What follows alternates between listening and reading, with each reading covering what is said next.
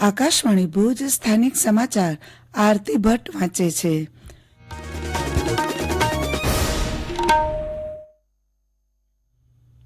નમસ્કાર. ભૂતપૂર્વ પ્રધાનમંત્રી અટલ બિહારી વાજપેયીની જન્મ જયંતિ પર આજે સુશાસન દિવસની રાજ્યભરમાં ઉજવણી થઈ રહી છે. મુખ્યમંત્રી ભૂપેન્દ્ર પટેલની ઉપસ્થિતિમાં ગાંધીનગર ખાતે યોજાયેલ કાર્યક્રમમાં વિવિધ પહેલનો પ્રારંભ કરાવ્યો. આ પ્રસંગે મુખ્યમંત્રી ભૂપેન્દ્ર પટેલે જણાવ્યું છે કે કર્મચારીઓ કર્મયોગી બનીને જ્યારે છેવાડાના નાગરિકોને સરકારની વિવિધ યોજનાઓના લાભ તેમના ઘર સુધી પહોંચાડે તે જ સાચું સુશાસન છે. તેમણે વધુમાં જણાવ્યું છે કે વિકસિત ભારત સંકલ્પ યાત્રા થકી આપણે છેવાડાના માનવી સુધી લાભો પહોંચાડી શક્યા છીએ.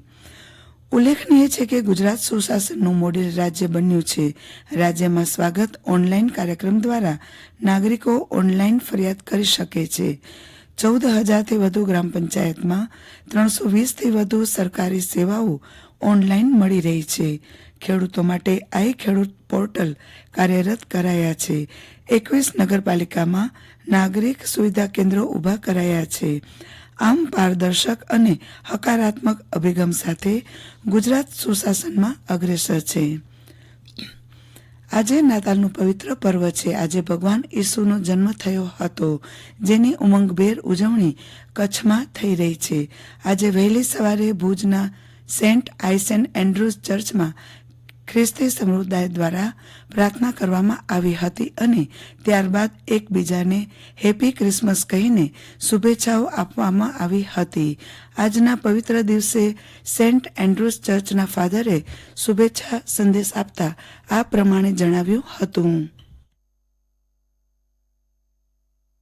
આજે ખૂબ મોટો દિવસ છે, ક્રિસમસનો દિવસ છે. ખ્રિસ્તી વ્યક્તિ તરીકે અને સમાજ માટે બહુ મોટો દિવસ છે, કારણ કે પ્રભુ ઈસુ ખ્રિસ્તે આ જગતમાં આ દિવસે જન્મ લીધો કે દરેક વ્યક્તિ નાશમાં ના જાય, દરેક વ્યક્તિ નાશમાં ના જાય પણ તેમનું તારણ થાય. એટલે ઈશ્વર પિતાના પુત્ર પ્રભુ ઈસુ ખ્રિસ્તને આ જગત મધ્યે મોકલી આપ્યા કે જે કોઈ વ્યક્તિ ઈસુ ખ્રિસ્તને પ્રભુ તરીકે સ્વીકારે એમને પાપની ક્ષમા મળે અને તેમને અનંત જીવનની ભેટ મળે. એ ભેટ એ આજના દિવસે આપવામાં આવી, જેથી કરીને આજે ખ્રિસ્તી સમાજ તરીકે દરેક મંડળીમાં ક્રિસમસનો એ નાતાલનો પર્વ અમે ઉજવી રહ્યા છીએ અને દરેક આનંદથી હર્ષથી અમે એ કરી રહ્યા છીએ. આજનું સમગ્ર આયોજન સવારથી અમારી 9 થી 11 સુધીની નાતાલની ભજન સેવા હોય છે. એમાં પ્રાર્થના, ગીતો અને વચન હોય છે.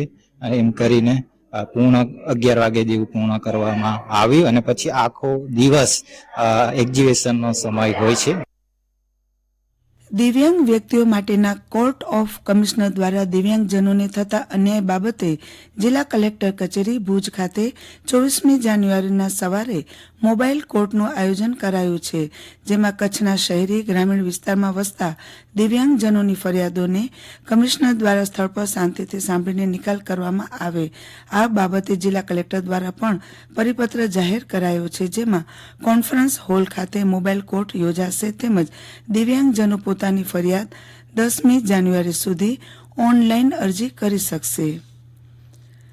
અંજારમાં પ્રથમ વખત આયોજિત સંપૂર્ણ બાળ સ્વાસ્થ્ય પરીક્ષણ અને સારવારના 10 દિવસીય મેગા કેમ્પની પૂર્ણાહુતિ પ્રસંગે યોજાયેલ કાર્યક્રમમાં કેમ્પના સહયોગી ભારત વિકાસ પરિષદ અંજારના સર્વે સેવા ભાવનાને બિરદાવી હતી અને આ કેમ્પમાં અંજાર અને આસપાસની 84 શાળાના કુલ 12,871 બાળકોની તપાસણી અને સારવાર કરવામાં આવી હતી. 15 થી 24 ડિસેમ્બર સુધી કેમ્પમાં ઓપરેશન લાયક 1,536 છાત્રોને બિદડા કેમ્પમાં બોલાવાશે તેમજ તપાસણી થનાર છાત્રોને ફોલોઅપ પણ લેવામાં આવશે.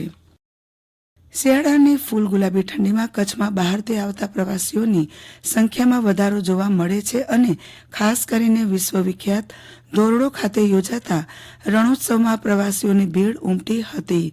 રવિવાર અને નાતાલની રજાઓ સાથે મળી આવતા કચ્છમાં પ્રવાસન સ્થળોએ પ્રવાસીઓના ઘોડાપૂર ઉમટ્યા છે.